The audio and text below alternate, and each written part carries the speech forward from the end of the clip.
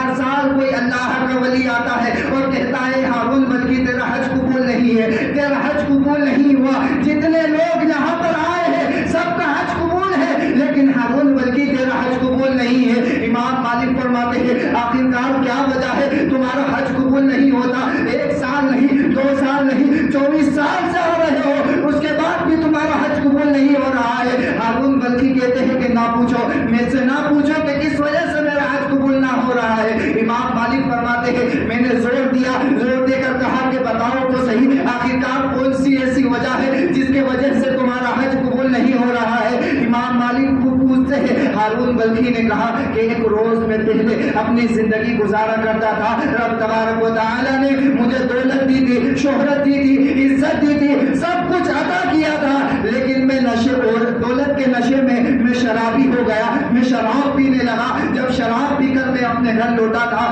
تو میں نے دیکھا کہ میری ماں بیٹھی ہوئی ہے۔ میری ماں سے میں نے کہا ماں مجھے کھانا دے دے۔ ماں نے کہا رمضان کا مہینہ ہے، کچھ تو شرم کر، رمضان کا مہینہ ہے، سب روزے سے ہے، ابھی اذان ہو جائے گی، مغرب کی نماز کے بعد کھانا کھا لینا۔ میں نشے میں تھا، میں نے ماں کے اوپر ایک زور سے چاٹا مارا، جیسے ہی چاٹا میں نے اپنی ماں کو مارا ہے، ماں جا کر چولہے کے پاس گری ہے۔ چولہے کے پاس گرنے کے بعد ماں کا چہرہ جلا، ماں انتقال کر گئی، ماں انتقال کر گئی۔ لوگوں نے مجھے پکڑا اور مجھے ایک کمرے میں بند کر دیا، پھر اس کے بعد میری ماں کا جنازہ لے گئے، قبرستان میں دفن کر دیا۔ جب میرا نشہ اترا، جب میں ہوش میں آیا تو میں نے پوچھا ماں کہاں ہے؟ لوگوں نے کہا کہ تمہاری ماں کا انتقال ہو گیا ہے، اسے دفن کر دیا گیا ہے۔ تو ہارون بلخی نے کہا کہ آخرکار مجھے کیوں نہیں بتایا، مجھے کیوں نہیں بتایا میری ماں کا انتقال ہو گیا ہے؟ لوگوں نے کہا کہ تیری ماں نے وصیت کی تھی کہ میں مر جاؤں، آخرکار میں مر جاؤں تو میرے جنازے میں میرے بیٹے کو شریک نہ کرنا